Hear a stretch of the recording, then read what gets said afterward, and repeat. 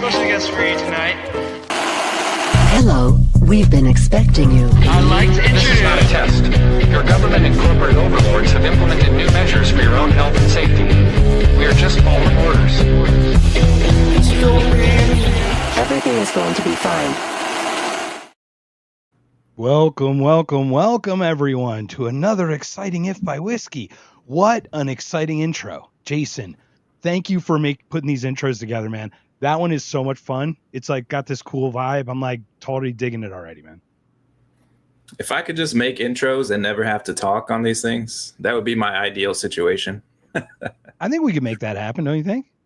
Yeah, sure. So welcome, everyone. We've got a brand new If by Whiskey. It is, post July 4th, Independence Day, 249 years old, sir. Happy birthday. Happy birthday. I feel 249 years old some days, man. I feel it sometimes too. I don't know what's going on there. Is that the one? Oh, that's not the one we These have. knees Is are that the right one? 249 years old, I'll tell you. Yeah, you know what? I'm starting to feel a little achy here when I get up in the morning. I don't know. Did you see my my weird post about the predator chasing me for 15 minutes and like all my joints are lit up? No. Like everything's lit up and he's like, he's going to die in his own. It's just let him be. Yeah, we don't even have to chase him. So anyway, welcome, man. We've got everything Hey. set up here, I think. What's going on, man? Just chilling. Enjoyed a nice 4th of July. Honestly, I didn't do much, you know. I'm chilling. We watched a little fireworks outside. They got a fireworks show down the street at one of the farms nearby, so it's pretty cool. Very nice. Do you want to give a shout out to the farm? Because we're all about local and supporting that kind of stuff. Shout out Schnepp Farms. That might give away where I am, but that's okay. Nobody cares. Yeah, but they don't know where you are. Yeah. They know we're in Arizona. Come on, Schnepp Farm's pretty I big. can see it from my house. That's close enough. That's good. We've got a farm up here by right by me too that gives it away. It's actually called the farm, the one up in the Tempe area. So yeah, it's got a cool little boutique-y kind of thing and a lot of farm to table kind of stuff. So we always love that stuff though. So how is that? Don't they do like breakfast? Don't they do a bunch of farm to table restaurant stuff too at Schnepp, or is it just? Yeah, they got a lot of stuff. They've actually got like some little roller coasters, some rides. Some very fun cool. stuff. Very. Yeah. Like a little Knott's Berry deal. Cool, man. Yeah, Knott's Berry Farm Jr. Yeah, we had a 3-day weekend. Most of us had 3-day weekend. Hopefully many of us did. So we've got Thane already on. Thane has been pumping us up all day. He has been waiting. He has been just waiting for us to get going today. So I'm real excited about that. Cheers, buddy. We probably can get started pretty soon. The other thing too. Zach. Oh, we have to switch sides. I don't know how we do that. Well, the thing is, I gave Jason co-hosting abilities. He has gone power hungry, everyone. He has changed colors and pictures and circles, and my head's a tizzy already. Yeah, you should not have given me this power, man. I'm gonna be messing with stuff throughout the show. It's all right. Well, I'm gonna pour one out. Do you mind sharing what we're gonna talk about today? And hopefully we get a lot of interaction today as well. Yeah, man, because we just had the 4th of July. We're approaching 250 years old in this great nation, the greatest nation, United States of America. We're going to talk about what that means, because a lot of people think that America is the greatest country in the world because we are free. We're the freest country in the world. We have all these freedoms. We have our Bill of Rights. We have a constitution that explicitly lays out the rights of the government. But of course, as you and I know, they don't always follow that. In fact, they rarely ever follow that. They'll use it as an excuse if they don't like the thing that the other party is doing, right? Hey, that's unconstitutional, but hey, let us go break the Constitution all the time over here on the other side. So we're just going to talk about freedom. Oh, and I like, man, I'm just setting some things up, trying to get some people in here, sending some links out. So yeah, so we're just going to talk in the post Independence Day. Looking forward to 250. First of all, did you see do you know who Shane Cashman is? Yeah. Mm-hmm. Okay, so he's done Inverted World Live. I've actually been a guest on there a couple times. Ooh, very early days on the relaunch, but he tweeted out something about there's what Trump's gonna announce a UFC something at the inauguration or something, and now Trump actually is gonna have a UFC event at the White House for $250. You got to tell me what you think about that. Is that literally idiocracy or what, man? It is, man. I kind of love it, but at the same time, yeah, you're right. It's just, it's so ridiculous. It's like the military parades and all that. Like, I guess, every country's got their thing. Us, having people fist fight each other to the death in front of the White House, that sounds great. I'm into it. It is pretty cool though, because like it's crazy because we're talking about like just all the weird nationalism we have. We got monster trucks. Look, I love UFC, but it's weird. We're gonna replace monster trucks with UFC. Are we getting climate change? Is climate change really affecting our monster trucking now? Is that what's happening? You have to have electric monster trucks now. Electric monster trucks. That'd be pretty you know what? Gravedigger. The first electric monster truck, man. That would be pretty cool. Instead of the you get the wee. You got the little pig from the Geico commercial with the pinwheels hanging out, driving. You're like, wee. Yeah. All right, man. Yeah. So we've got 20 people on, man. We've already got 10 people on Rumble. It is time, I think, sir. Should we get started? Let's not keep waiting. Time for the moment that sends the lizard people running back to the sewers. It scrambles the CIA's spy network. It alters our base reality. Yes, folks, it's our own whiskey rebellion, also known as the simulation sip. All you need is a cup, a mug, a goblet, a horn, a flask, or an ancient alien thermos filled with any beverage Big Pharma hasn't recalled yet. Could be coffee, tea, ivermectin smoothie, graphene oxide latte, even whiskey. Dealer's choice. So join us now as we raise our glasses in unison, confusing the AI overlords, forestalling the next CDC directives, perhaps releasing the Epstein client list, and maybe, just maybe, waking up one more NPC. Here we go.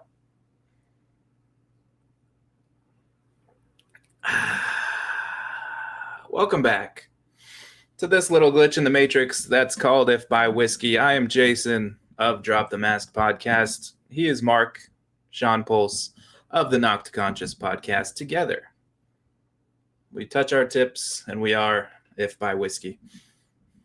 We are 3 inches long when we touch tips. So have you ever heard about the Chainsmokers? Isn't that a band? The guy who remember the one who cheated on his girlfriend and she saw it on the video camera, the security footage? Oh no. So that's what broke them up. Like one of the couples or whatever. But they allegedly measure their length tip to tip. I don't know if you ever heard that story. Wait, the guy and probably his girlfriend? Two of the biggest douchebags I've ever heard of in my entire life, man. I think they pop 5 collars. You know the 5 pop collar frat bro? Yeah. So welcome. Now I do want to clarify for Thane. Thane, you have been amazing with the synchronicity sip. That is my fault. I jumped the gun. I called it the synchronicity sip or the synchronous sip in the beginning without conferring my good co-host over here. But the simulation sip is actually the official term. I just wanted to clear the air because we are living in a simulation. We already talked about it. So we thought the simulation would be a little bit more like our vibe. So I just wanted to clear up, but thank you so much for sharing that. We are enjoying our drinks. So the synchronous sip is not bad. I like it. I do like it. I love the synchronous sip, and it's a beautiful thing. And there's so many ways we could go with it. We just got to take one and just go forward. So. But yes, you're right. With great power comes great responsibility, and we have great power with this simulation sip. So thanks, and Jason has great power with his co-hosting because he just put that comment up. So he is going to go mad with power, everybody. Watch out. All right, we got Justin just joined us as well. Hey, Justin, welcome. I like seeing Justin come on. He's got the best questions. Justin has the most cogent questions from the side that I know I came from. You know what I mean? Like, what I totally broke from. Now, I'm not right. I'm just where I'm at. No one's right. We're all just where we're at in our journey, right? But Justin keeps us honest, and I love that. So I like to think I'm a little bit less wrong every day, but you never know. I could have taken a wrong path, wrong turn in Albuquerque. Who knows? Yeah. Gallup is where I took the wrong turn. Gallup. Gallup is a way worse place right there, right before you get into Arizona. Yeah. Should have taken a right, but I guess I didn't. Should have stayed in Philly, man. No, with that garbage strike, no thank you. Dude, Philadelphia just has so many labor issues at times. It's disgusting. We either don't have transportation or no garbage taken out, or we don't have this or that. It's craziness. No, well, we're here now. We're talking about freedom. Where do we start with this, man? I don't even know. You know, that's a great question. Like, I won't let you down. I won't give you up. That's all I know. Yeah. Like we were saying in the introduction, man, like the meaning of freedom has really been corrupted because we're sold this so hard all the time that America is a free country. We're the free country, and we are we spread democracy around the world, and we're just great for that, and nobody should ever question it. That's kind of the vibe you get, right? Am I crazy? You get that too? I get that vibe, and it's like, it's funny how many Americans, probably a larger percentage of Americans in other countries, we're talking about the first world countries, not like third world countries or whatever. They probably speak more than one language. And actually, I would argue that many third world countries speak more than one language. So here we are speaking American, right? Speaking English, acting like we know about all the world global things, right? Completely closed off. Do we listen to really anything outside maybe BBC or Sky News Australia? Maybe. That's about as far as we'll go. We won't listen to like BBC India or like something unique or not that I'm promoting Al Jazeera, but it is another angle, right? It's a more worldly view of things are going on. But we only know what we're spoon-fed. So I feel like we're very ignorant, yet we think we're this free thing, but it's all curated freedom, in my opinion. But you don't realize it till you try to live it, right? Yeah, interesting you brought that up because I was looking for some videos over the weekend and I came across some like New Zealand news network talking about Elon Musk, and it's like the same opinions that you get on CNN and MSNBC. It's really like exactly like copy exact. Put these opinions over in a New Zealand accent and you get the exact same thing. So it was very interesting. And to your point, Sky News in Australia is like the Fox equivalent, right? They're the ones who like just bash Biden about his dementia every day with their Australian accent, going, Biden said another slip up today. Let's listen to him on the radio. And they're like, whoa, what's going on here, buddy? So to your point, I can't understand a word you're saying, brother. It's a go to the type. But it's exactly what it was, right? It's just crazy. So let's get it started right here. This is a great question from Zach right off the bat. Zach says, what's the difference between freedom and liberty? Fuck, man, do you want to tell us? Because I don't know. That's a great question. Yeah. And I think there's like Venn diagrams, right? Like, I think liberty allows you to have freedom, maybe. Maybe there's like there's foundations to things, right? You have to have the philosophy that people should be free or be able to make, the liber part, right? The libertarian part is the living free part or whatever. Live long and prosper. Yeah. Yeah. I pretty much use those interchangeably, but I know there is a small difference, right? Like you're free to do something or you're actually like living free. Something like that. But yeah, please enlighten us, Zach, if you have some comments. What's your differentiation between those two? I'd like to know. Yeah, totally. And just to show a couple things as well, we got Thane showing, once again, we were talking about breadth of news. Is anyone watching Ghana News Network? I'm not. GNN, baby. RT? That's what I go to. That's my go-to every day. That's my Ghana to GNN, the Ghana News Network.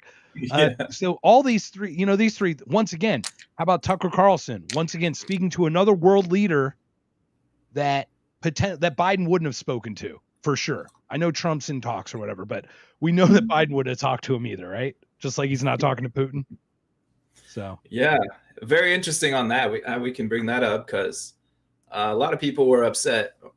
They didn't, say, oh, you shouldn't be talking to this guy, but they're just like, oh, I'm not listening. People like Konstantin Kizin, for one, he was just like, oh, yeah, I really want to hear death to America and something about their shopping carts, right? Yeah, I don't know. It was a stupid comment. it's so silly, man. And it's like I did a thing before, but I didn't even show the clip because I wasn't trying to go too low. But I'm like, here's a group of Israelis chanting death to Arabs. I have the clip. I'm happy to share it. But like, what's your point? What's your point? And actually, who has the ability to hurt the other? And like, you hear all these things. It's just crazy stuff, man. We just keep going in these circles, right? Yeah, let me go show you a clip of Senator John McCain saying, bomb Iran. Let me go show you 1,000 people out there saying, let's turn the Middle East into glass. Let's turn the entire Arab world into glass. Absolutely. Carpet bomb the shit out of it. We've So heard what's it. the difference? What's the difference? You know, it's just crazy. So, and then Y'all in Karen Bass Cuban Defense Force retired. it's crazy stuff. I'm already lost here. So Zach said freedom's a superficial concept of more material aspects, such as just being left to your own facets. Yeah, that makes total sense. Yeah, like you and I feel like we have freedom, but it's because of our it's because we're the liberties granted that we feel that way, I guess, right? Like freedom is expression of that. Yeah, we'd still have to dive into the difference. I don't know if it's worth it, but I don't think it's too much. I think we're here to like, first of all, thank you so much for everybody's on. We got 30 people on at least X. We've got 10, 20 people on Rumble. Do us a favor, everybody. Come on to Rumble. Come to Rumble. Join us on Rumble. Follow Jason. Follow myself. Follow With My Whiskey. Jump on Rumble. The chat is crazy. We are active. We're alive. We got great questions from everybody coming. And I do want to share some crazy stuff that happened this weekend because, like we said, nothing happened until it started happening. Yeah. Okay. I asked Grok, what's the difference between freedom and liberty? Maybe we can see if we agree with this or not. It says freedom refers to the state of being free from external constraints, oppression, or coercion. It emphasizes the absence of restriction, whether physical, social, or legal. Liberty focuses on the rights and privileges to act or think within a framework often tied to societal or legal protections. It implies autonomy with responsibility, emphasizing structured independence like civil liberties or political liberty. Okay. Interesting. So freedom almost absolves you of the responsibility. Almost in a weird way. Yeah, freedom is without responsibility. It's just do whatever you want. No consequences, I guess. It doesn't say no consequences, but it says no restrictions. So how many times have you been accused of like, oh, that's what you want? You don't want any rules because you're an anarchist or minarchist or an anarchist? Like right off the bat, man, let me ask you that question. How many times have you been asked to something like that? And 1,000. And what do you think? I very much need structure. My autistic brain needs a structure. I need, like, when we even do these podcasts, I can't just go in and start talking. I need to know what we're talking about. I need to have and kind of like build a map in my brain before I can really start talking about it. So I'm going off the cuff now, which is fine, but it's because I have that, like, I know at least the framework of what we're doing. Totally. 100%. Let me pull this up if you want to read that. Terry, welcome. Welcome, Terry. Thanks for joining us. I hope you got your laps in, Terry. I hope the rain kept at bay. She said liberty focuses on the protection of individual rights, particularly from governmental oppression, whereas freedom emphasizes autonomy and self-determination. Okay. Yeah. I can accept that. Cool. That's interesting. We get into all these topics about liberty and anti-government and everything, and kind of didn't focus on that basic detail. So interesting question. I will share this very quick because we were talking about, I'm assuming Thane was talking about Karen Bass was the LA mayor. So something about going to Ghana multiple times. So I think he's making a pretty good joke about the LA fires and everything. And well, not a joke about the fires per se. That makes sense. I get it now. Yeah. I'm slow. That's because remember she was in Ghana right when the fires were happening. She's like, well, what am I doing? And then look, what am I going to do? Can we address the mayor elephant in the room? This guy who might actually win New York City. I mean, we're talking about Eric Adams is New York City's savior. Like the savior of the city is Eric Adams. Eric Adams is the conservative choice. Yeah. Like that's funny. But But once again, how did they do it? They did it themselves. Did you watch any of the debate stuff? It was crazy. So, for example, the first question, what nation will you visit first when you're mayor? Guess what nation everyone said, right? And he's like, I think I'll stick in New York City and hang out with my people in New York. And that's controversial. The dude's a fucking mayor. He's a mayor. He's not even a governor, people. What? No. What is wrong with you, people? What is wrong? Like, you are the mayor of a city. The first thing you must do is visit Israel and kiss the wall. It's like Hot Wheels, right? Like Mayor Abbott when like Hot Wheels comes out, and then we're like sympathetic, and then the first thing he's doing is kissing the wall, and you're like, dude, come on, man, you got all this free press, and then you just piss it away. Oh, it's so silly. Even Javier Malay's on that list, man. A little bit. Well, welcome everyone once again. We're so grateful. If you have any questions, we're talking liberty, freedom, independence is another weird word. Is like, what is independence? Compared to that, it's like that's some autonomy with responsibility, but it's not necessarily freedom. I mean, it's still within some kind of confines, right? Well, speaking of freedom, Elon Musk is starting a new political party. He's actually filed the paperwork. It's happening, the America Party. So he did file the paperwork today. Then on his Twitter, he said, "When it comes to bankrupting our country with waste and graft, we live in a one-party system, not a democracy. And today, the America Party is formed to give you back your freedom." What do you think? Do you think it's going to happen? Well, do you think it's going to give you back any freedom? No. Like before like that even gets into power, do you think they're going to get anything done that they say they're going to do right off the bat? Like, yeah, man, it's so interesting because the Republicans and Democrats have been the two dominant parties since before the Civil War.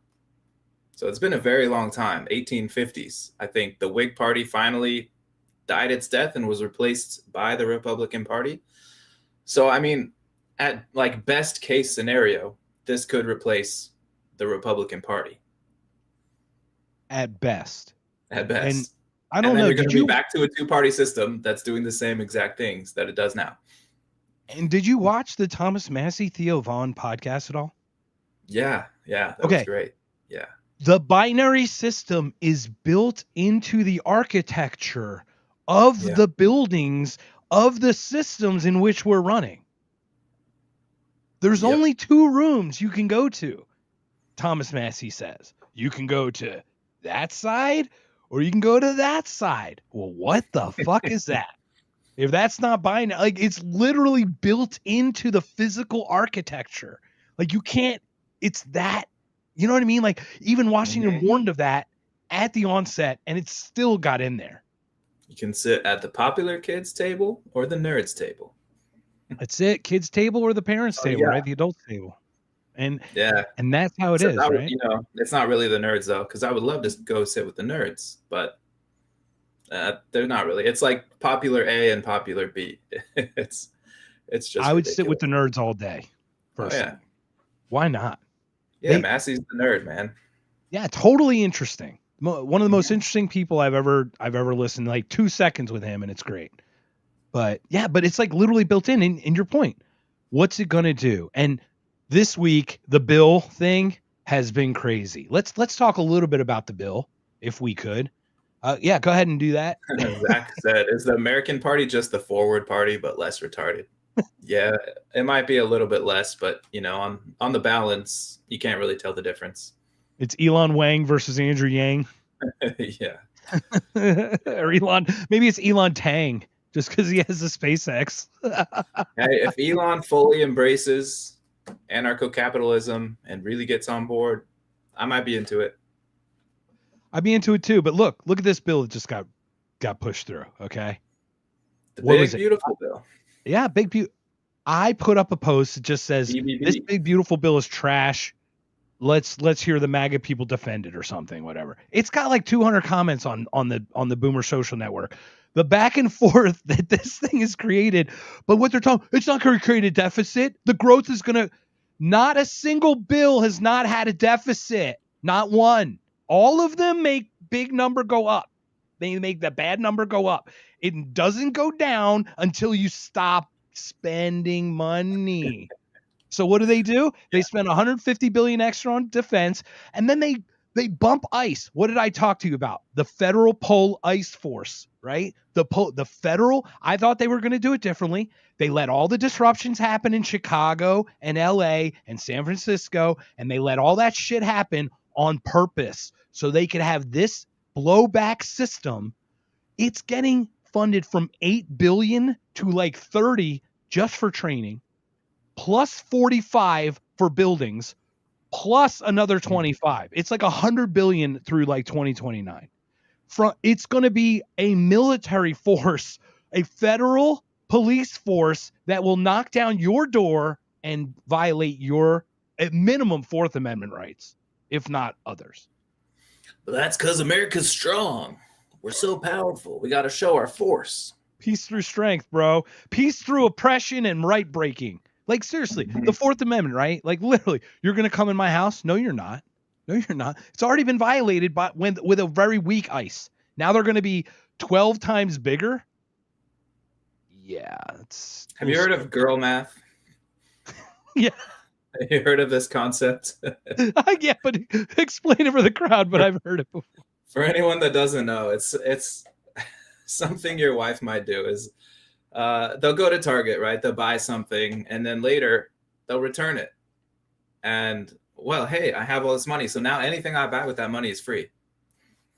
So it's like, it's that same concept. It's like, oh, well, hey, we cut some taxes over here. We cut some spending on Doge a little bit, a few $1 billion. So now we can spend $1 trillion more on this other thing. And it's just, that's what we're living with, man. America is girl math. It's exactly what it is. It's free money that we spend already, but it's not free. It's never free. How many times did I write to you this weekend, like heavy sigh, with some comment, some copy and paste today? You libtard, leftist, Democrat. What? No, not that. I don't know. Craziness. Oh, that was about the Forward Party. I think the America Party might be more retarded. We'll see. So what are your thoughts? I mean, do you think it can do like see, my point is right now it's attacking the side that's still technically the lesser of two evils in many people's opinion. This is really, something I've been thinking about is splitting the Republican base, right? And like this concept of what do you do with your victory? Because Republicans won by a big margin, I would say, relatively. For American politics, they really won by a lot. They took the House, they took the Senate, and the presidency. So they've got all three. They should be able to do whatever they want, and they still fail at it. They still are not doing what they were elected to do, which is a problem with the system.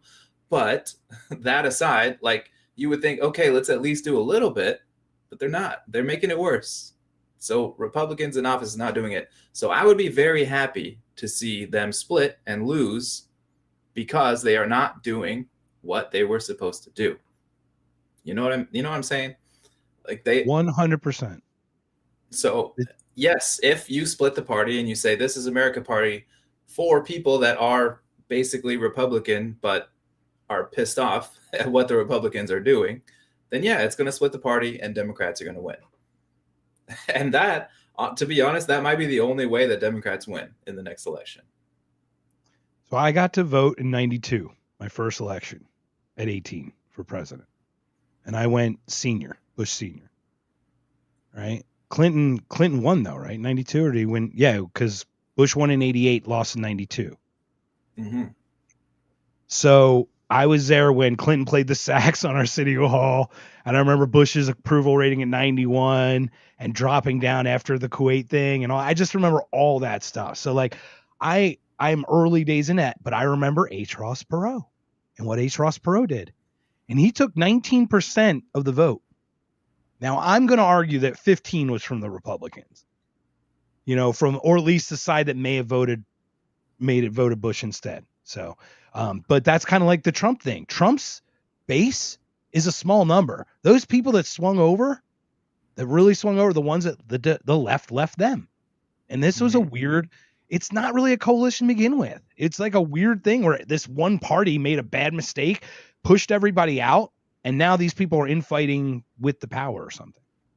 And it's weirder because there's still a lot of Republicans that aren't with Trump. They never were. You know, there was all the never Trump Republicans. There was people like Mark Levin, who's been very outspoken and, well, what are you talking about? What do you mean? I've always been against Trump. Trump's been the greatest guy ever. What are you talking about? We got to go to war. We got to bomb the fuck out of those motherfuckers right now. You're a moron. Yeah, exactly. That guy I can't. He's just and once again, you're right. Never. JD Vance was a never Trumper. Yeah. And you can still imagine though that they're like, well, yeah, Trump is not great, but we still hate the Democrats more. So, okay, we'll vote for him. But there's not a solid MAGA majority, you know? It's maybe 20%. And they're broken. And they're broken too. DC Drano, Cat Tard, all those guys are all literally hanging on to a string. Did you see Cat Tard? He's like, whoa, what do you mean? No Epstein list? What do you mean no Epstein list? What? Mm-hmm. Dude, what did you think was really, man? I got bridges to sell you, man. Yeah. Even if you think Kash Patel is legit and he really wanted to go in there and do it, obviously they found a way to stop him, you know? I'm sick of it. And the truth is, everybody wants to do the truth until it comes down to when it's hard to do it. I might be guilty of the same thing. Okay. But the fact is, you and I want to know the truth too. And we'd love to tell everybody the truth. If they could change us, find a way to get to us, that is on us, even though it's still them doing it. How many, let's go back to freedom and independence. These people who started this thing that we're sitting in, this whatever we are, this experiment, grand social, whatever, those guys were going to be hanged if they were caught. They were all going to die. None of us can really say that we're ever held to the end of a gun. As an American, here. Now, Kash Patel didn't either. When Dan Bongino was having his podcast, it wasn't held to his head either. But I guarantee a gun's held to his head now. But this is what the question is. Do you have that when your life is this truth worth your life? Yeah. So First Amendment, freedom of speech, right? As a podcaster, he could talk and say what he wanted to. We can talk and pretty much say what we want to. We have YouTube or whatever to deal with who might, ban our content or whatever. But, the government isn't out there saying, hey, go get If by Whiskey. They're the worst. They're talking shit against us, you know? And we hide behind hyperbole too. As podcasters, we are not facts. We're not anything. We don't even monetize this thing, man. We're two dudes talking who put it out. Yeah. So we have a window, right? It's not completely restricted. So we have some freedom there. It's not zero. Yeah, absolutely. So let me do this. Let me pull up Justin's point if you want to talk about that one real quick, and we can talk about this. Talking about the Republican Party and the split. And America. Seeing them split and lose is cutting off your nose to spite your face. Not only are Democrats just as ready to spend money, they're also far more focused on state power and authoritarian ideology. Yeah, man, that's a tricky question. I think, yes, you're right. Generally, the way they talk, that's true. Definitely, Democrats are pretty openly socialist and all that. So I would not want to see them win, of course. But when the Republicans get in power and they do everything that the Democrats would do and more, then they have to have some consequence. You know what I mean? They have, the split would be, I guess, cutting off your nose, but your nose sucks. Your nose is the worst. They're not doing what you want them to do. It reminds me of the expertise thing. What good is expertise if every time you've been wrong? You know what I mean? Right. Douglas Murray's been wrong on the wrong side of every What good is your expertise and being there? It just doesn't do you any good. But Justin does make a really good point.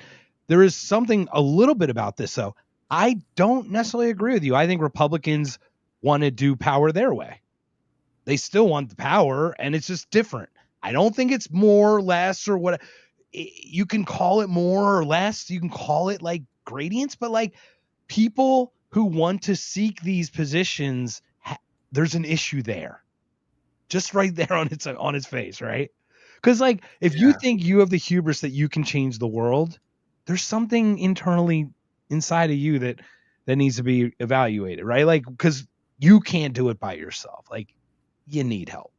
You need help. Yeah, and I had a little bit of hope with him. People like RFK Jr., people like Kash Patel, who was talking a big game before he got in there. You know, like I had some hope that they were actually going to do things a little bit differently. But when you don't, and then when you go completely 180 and go the opposite direction and spend even more money and completely just destroy everything that you campaigned on, you deserve to lose. Yeah, you really do. And if you like to read this one, this is a great one from Zach as well. Yeah, the Zach says, as a podcaster, I only speak the truth. And with that truth discouraging me from truly expanding, I feel like I'm more free through continuously speaking the truth. There's certainly value to that. Like you said, we kind of talked through innuendo and different things, kind of masking our real intentions. Sometimes we let it out. Sometimes I let it out. But if you know what I do want to welcome AA Wall. Hey, Aaron. Hey, Aaron. Hey, Ron. Hey, Ron, we're talking about freedom. We're talking about freedom, man. Chime in, ask your questions. We got another question from Justin, but to your point, like this, our ability to speak this does make me feel more free. Like I'm sick of biting my tongue. Now, I know that the R word is not the greatest word to use. Overusing it isn't good either. I come from a generation it used way too much. Okay, I get it. Gen Xers used it way. But how long were we biting our tongue? And now it's kind of not unacceptable anymore. And now it's come back out. You know what I mean? As part of the lexicon and culture. Then like once it's accepted, it's not that cool anymore. So right, exactly. Away. It'll go away because it's like using it's stupid, right? So you have to find different words. So you want to share that one from Justin before we continue? The question is, how big of a consequence does telling the truth have? If it devastates the markets or perhaps divides foreign relations, is the juice worth the pull, worth the squeeze? Yeah, man. It's a great question. It depends what we're talking about here. It's a great question. And I think it would depend on what it is, right? If we're talking global conflict between nuclear powers, yes. I mean, I don't know what truth you want to tell. Like, if you can avoid an international conflict by lying, then yeah, I would be in favor of that. Now, I would argue that although maybe IQs as a whole were lower, people were either smarter or more informed, or were more informed about their local stuff, because interaction was much more needed than, like, we can go on Amazon right now and order. I don't need you in my life to do that, right? But back in the day, if you had a chicken and I had eggs or something, you know what I mean? We'd be able to trade or do something. You'd have vegetables or something. There'd be more of that interactive type stuff, right? But like watching this, I don't know. It's pretty crazy. Telling the truth. I think people can handle the freaking truth if the culture was always about truth. I don't know. I feel like, and it's like, what point do we stop coddling people, like, and just be honest about certain things that we think are so people should tell the truth, but there will always be people that lie to get ahead for personal gain, right? So that's something you're going to have to deal with, something you're going to have to look out for. You can't just assume everyone's going to tell the truth. But truth is with that liberty. The best policy. And how ugly is that? How ugly is liberty in that way? Is you can have 100 people and they can all tell you something different. 86 of them still might be honest. They're just biased. 14 of them might just be outright liars, or 10 of them are liars and 4 of them are just psychopaths or whatever. We can use the Jordan Peterson numbers. 5% are naturally psychopath, and then they go to Canada. But yeah, it's pretty crazy. So anyway, we're talking about freedom and liberties, and these are so interesting conversations about how do you define the freedom and the liberty? And like, I wish to me, information is freedom, but not knowing everything is limiting to me. It doesn't feel it feels constrained that I don't know everything. Well, you'll never know everything, so. Right. I'm also psychotic, right? But that's a different kind of problem. I have a psychosis about it. But like I just want to know more. You know, like tell me more. But like not from an angle. You know? I want to know from the source. Like I don't want to have it pass through filters. I don't want people to be saying, no, you can't hear that because that's dangerous. Like tell me the truth. I want to hear it. Right. What about this? Like Tucker Carlson, once again, talking to the leader of Iran. Mm-hmm. What? Yeah, like dude, if you're going to listen to that, I haven't heard it yet, but if you're going to listen, do you really expect like that guy is going to be speaking truth 100% and we should just believe everything he says? Hell no. Not at all. And the same thing with Putin. Yeah. Now, Putin's history lesson in the beginning of that was from a Russian perspective, not wrong. But it still had a bias to it. You just have to know what the angle is, right? Like that's the whole thing. Yeah, if you kind of and I think the more we're informed, you know what the angle is. You know where they're coming from. You know, obviously, he's the president of Iran. He's going to be in favor of Iran. What he talks about and what he doesn't talk about can be very telling. So that's already some information you can learn. And I did watch something about fatwa, which I'll be honest, I just watched Candace right before we came on. So, okay. I like Candace Owens. I very much I respect Candace Owens more than anything though. I fear Candace Owens. I do not want to be on her bad side because she finds something, you're toast. You're toast. She does not care. Once she grabs on, she's not letting go. And I love that about her. I love that about Ian Carroll as well. It's great. I love these angle perspectives. Sometimes it seems a little harsh. Mm-hmm. I'm not there yet, I will admit, but she's on the scent of stuff. You know what I mean? So she talks about what fatwa was. That's it. I remember what fatwa was. I remember they did a fatwa against Salman Rushdie. Remember the satanic rituals or whatever. It was allegedly was a death, some kind of death thing to him. Now, Salman Rushdie was attacked, by the way, for real, by some I don't know. I don't want to claim false flag or anything like that because I'm sure it was a psychopathic human being that just took it way too far, just like people who shoot doctors at abortion clinics. You know what I mean? Kind of thing. I think that's what the Salman Rushdie thing was. Mm-hmm. Mm-hmm. But the fatwa is it's not like law. And it's not like it's really interesting listening to the Iranian president, just that little snippet about how he describes a fatwa. What I was always told growing up, remember, I grew up in a very strong Jewish community. Like there was a large population of Jewish people in my community. So I knew what they knew about Jewish communities, right? And they knew what they were told, right? So it's just like you and I know what we're told because because it's curated for us, right? So it's very interesting seeing that and watching what fatwa really means and what we were told growing up it means. Yeah, I still don't fully know, but it's kind of just like a call for death, right? Isn't it? Yeah, allegedly it's like that, but it's a little milder than that, or a lot milder, which is interesting. I want to start looking into it now. You know what I mean? Like once again, people told us to start looking, and now I'm looking. That's not my fault anymore. You guys told us to look. You know, do you want to share that one from Justin? Because he makes a good point. Yeah, I'm kind of with Justin on this. He said, sorry, but Candace has started losing her mind. She's started staring for too long into the depths of conspiracy. Well, now everything looks like one. Yeah. Yeah, I'm kind of with you, man. But then once you see like so many conspiracies come true, like be proven true, it's hard to argue. But yeah, I can't say, like, I don't watch Candace, so I can't say everything. But what I've seen of her is a bit too much for me, but that's okay. I like that people are out there pushing the boundaries. Yeah. And once again, I will say that the thing is, Candace gives me a starting point. She's not the ending point. Mm-hmm. Mm-hmm. You know what I mean? She's like just the thread that's sticking out. Yeah. Right. She's the thread that's sticking out that I'm going to pull on. And sometimes you look and it's something there, and sometimes you look and they're like, no, it's nothing Right. there. And I'm on this weird one right now. She is both, once again, she's on the Michael Jackson thing, but also the Harvey Weinstein thing.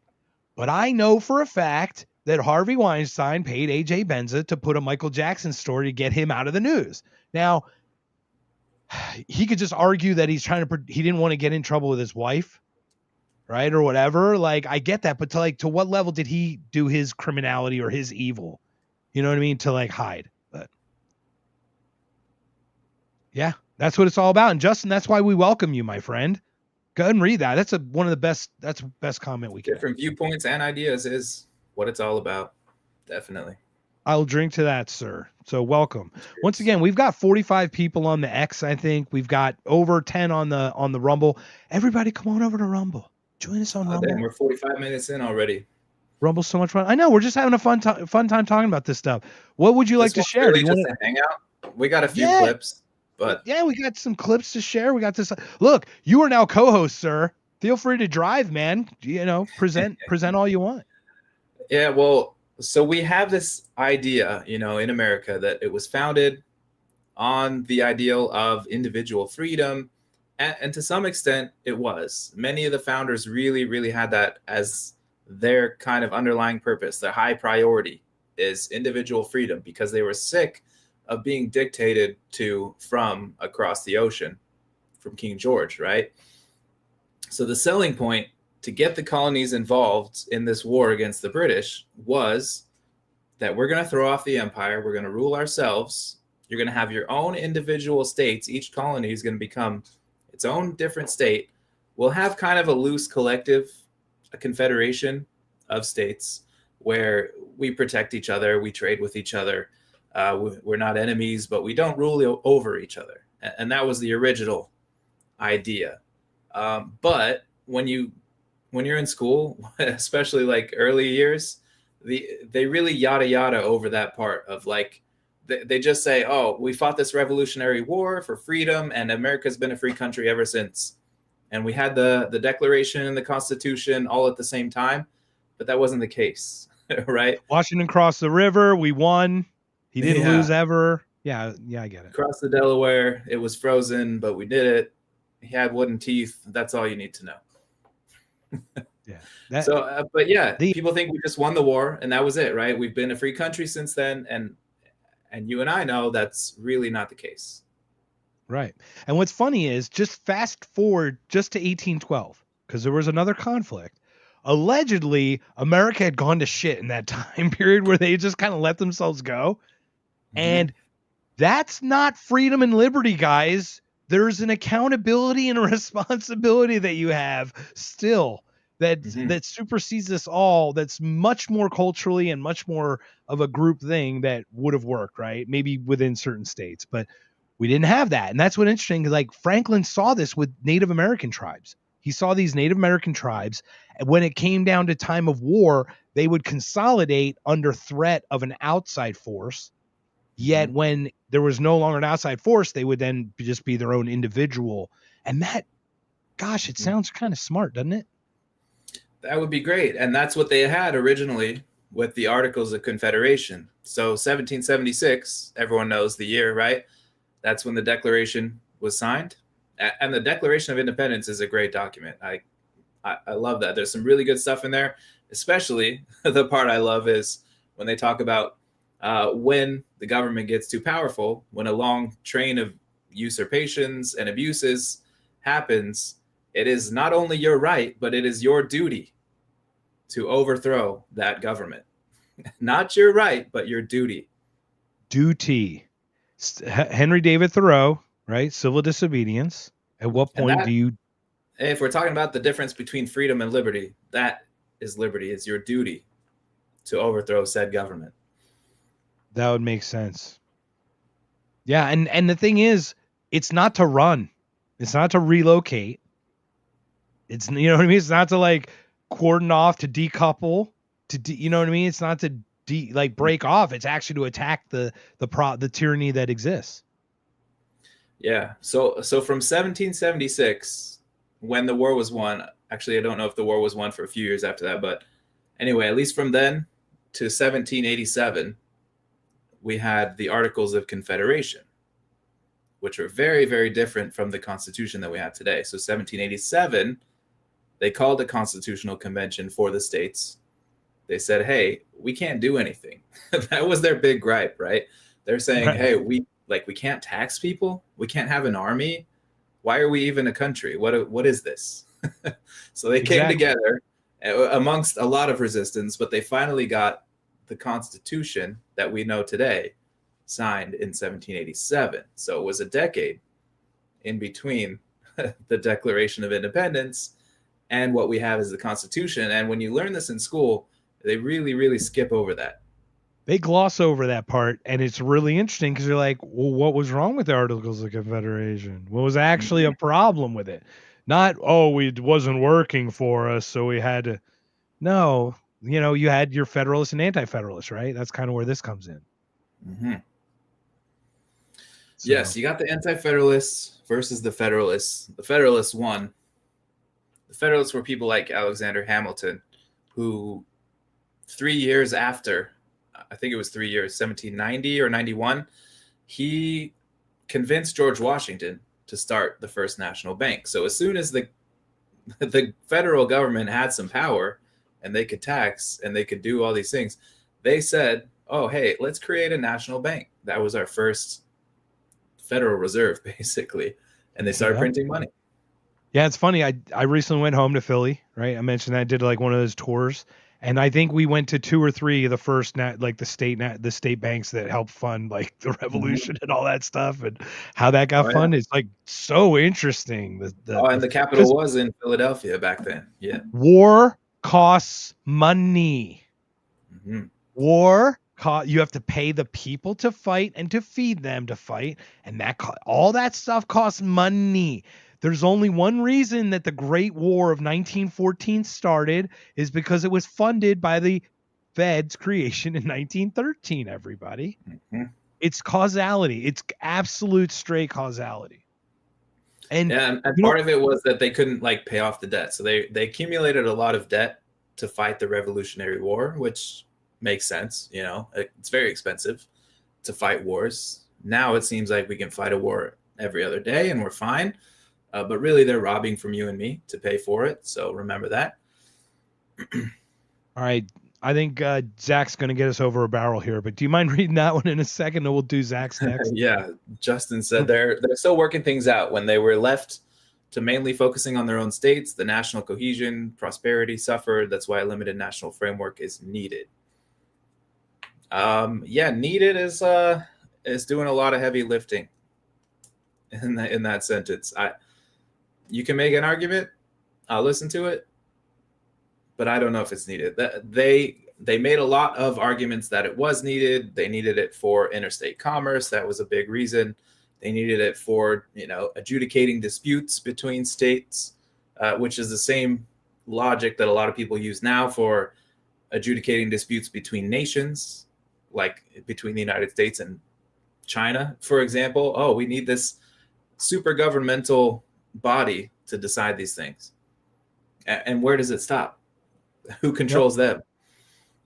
And from my understanding, it was you're raise an army but maintain a navy, because the navy was only to protect the trade routes.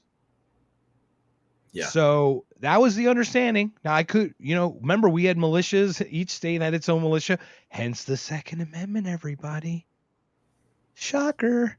But welcome, Joel. And if you want to pull that one up, this is the one that's going to kill us. But I did have a quick point about that. To your point, the needed is a very trick. Be very careful with these words like needed, necessary, unnecessary, like completely unnecessary. Same thing is like we only need what we need when we need it. It serves a purpose, right? But then be careful with what that purpose accomplishes. Right. Like I said, an argument that there was a legitimate reason why they did it. Maybe there was. I can accept that. But then what are the consequences? What do you have to deal with after that? Right. Once again, we talk about ICE's growth right now. ICE getting the size that it is. It sounds great right now when you're getting rid of the low-hanging fruit immigrants that are shooting up apartment buildings and not like selling drugs. Like, duh. But it's already gotten complex. Yeah, you've already got Trump workers, talking about, oh, we might deport Elon Musk for talking out against me. Like, this is not freedom. This is not liberty. Right. Like, come on, guys. Like, so once again, totally valid points that Justin makes, everything like that. It's just one of those things about needed is really questionable. But I'll pull that one up again if you could for Zach, if you don't mind. Yeah, I can't actually. Zach says, can you explain the first immigration legislation passed in 1790 and again in 1795, the Naturalization Act? No, man. Come on. I can't come either. On our podcast and talk about it. There's this thing called Grok or Google or something. You can look it up. I don't know. No, but like, okay, so about the naturalization, right? Very quickly, if we could gloss, I heard Trump not out of context. He talked about the illegals, and then he says, next, we're coming after the homegrowns. The homegrowns are next. I'm a homegrown, everybody. I'm a first-generation American. Now, both my parents are naturalized, but I am still a homegrown. So if I speak out maybe against the orange guy, what point is homegrown cover me, and when does homegrown not cover me? And if it covers anyone, should it cover anyone? Because that's the slippery slope, right? Where it starts. Yeah, how far do you want to go back? 3, 4, 5 generations? Right. So those are very interesting, but can we talk about naturalization really quick? The whole birthright, the natural birthright part is like birthright citizenship. Yeah. You have a foot here on land, you give birth, your baby's an American citizen. It seems a little odd to me, but I mean, America wasn't the size it was. I think scalability and technology are the two things the founders, I don't think they intended on it doing what it did. I thought they just have their little plot of land and all just kind of just do their stuff. I didn't think it'd really get that big. But anyway. Yeah, I don't know what the answer is. Like, I definitely get both sides of this. Like, if people just want to come here and work, do their thing, and they contribute to the society, I don't care. I really don't. But there is a whole thing where we have like welfare systems. We have people that come into hospitals and their shit is paid for when citizens are not. Citizens are treated worse than the immigrants. So there are problems with that because we're the ones paying for it, right? So 100%. It's an issue, but I still don't think that deporting millions of people is going to help you. We'd probably have to do a whole immigration podcast on that. We probably do, and I will put this one up just so you can read that one before we do continue. I think we will touch upon it later. I just wanted to gloss over because we talk about freedoms. Yeah, I think we're gonna have to do it. At some point we'll talk about what freedom means to us. What would be our ideal of freedom? And I think free movement of people is a good thing and something that I would be for in freedom. Thank you so much, Thane. You vouch for me. I appreciate that. We try, man. I'm not for like our tax money going to pay for mass immigration, paying for these NGOs to bring in tens of thousands of people every day. That's not what I'm for. But if someone can save up some money, wants to come here and work, they get offered a job, they take care of their family, they're not on welfare. Yeah, it doesn't bother me. So I know there's like semantics about how it would happen, but like, let's be honest. If this world's all full of private property people and I've got this big ranch and I want to bring 100 people in now, transportation to the ranch would either be through land or air, probably air, because maybe there's somebody that has their own private property between myself and where the people are coming from that don't want me to travel through there. Don't want those people to travel through. And isn't that their prerogative? Right. So we just helicopter them in or fly them in. You know what I mean? Like you work yourself around it. But once they're on the ranch or something, they're doing their thing and you're compensating them. What's the problem? And now it doesn't change. Like, it's not like I want that person to have voting in this country. They are working for someone who's an American citizen. They're just an employee. They're not anything but an employee of an American citizen. And that American citizen who hires them might have some responsibility for that person then to some extent in some kind of what is it? Whereas you not vouch for them, but it's like you sponsor them.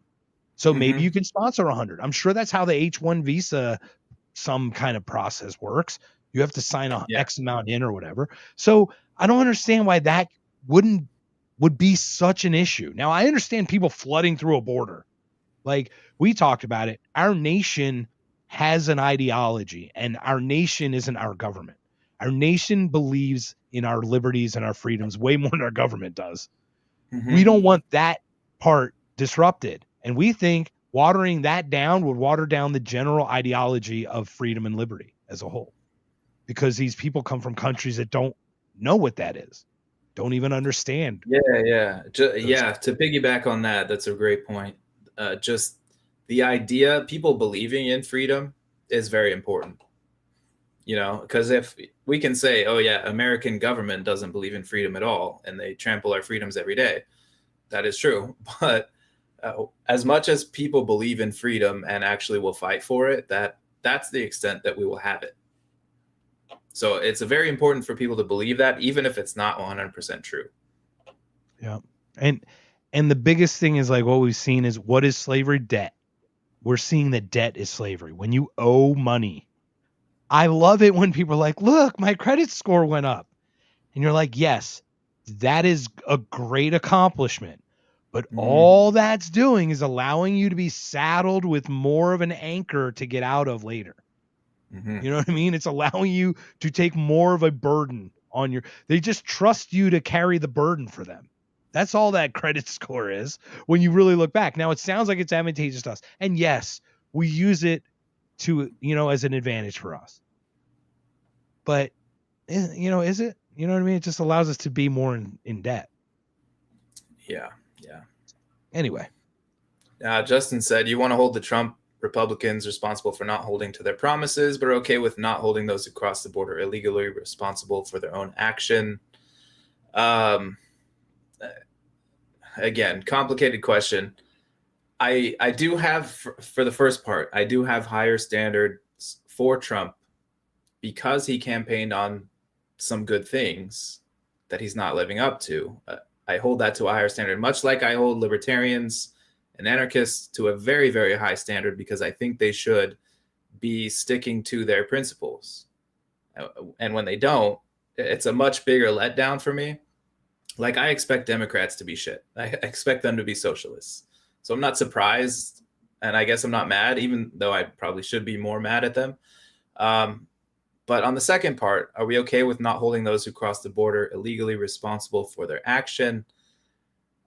Again, like, the border is kind of arbitrary. It's a line that the government created. So for my principles, like, I don't care. Like, someone wants to come in and work and buy property, they can do that. What I don't want is to pay for it. I don't want to pay for it. So if they've done something that hurts people, if they've done something that is leeching from our economy, fine. Let's get them back. But then that's another big cost to go get them and send them all back. It's a huge, huge cost. If you're really talking about mass deportations and sending tens of millions of people back to their home countries, that's a major, major cost to all of us. And is it worth it? I'm not so sure. I think it's a great point. I'll piggyback on what you said a little bit too. So Trump did make certain promises. He's held to a lot. The truth is, he is holding those promises to Adelson. I mean, Mary Adelson, the Adelsons, largest, how many 100 million plus? A couple 100 million? I'm not 100% sure. I don't want to make up a number, but I'm pretty sure it's north of 100 million for his campaigns. So Ross Ulbricht is free because he and Angela did work. There was something there. Okay. Yes. Great. Yeah. The bigger thing though, like bombing a sovereign nation unprovoked, it's kind of like one of our principal things. And he's like, I don't want new wars. Bombing another country unprovoked doesn't not start another war at best. Like, that's at best. It doesn't, Mark. We can't let Iran have nukes. Right. But you understand, like, it does potentially at worst lead to more conflict. It's just kind of a principle thing. Okay. So about the other part, to your point, I know that there are people who live in Arizona illegally that work literally across the street from where I'm working, some landscaping stuff. They're not citizens. They don't vote. They make a paycheck. They send some back to their country. Okay, big deal.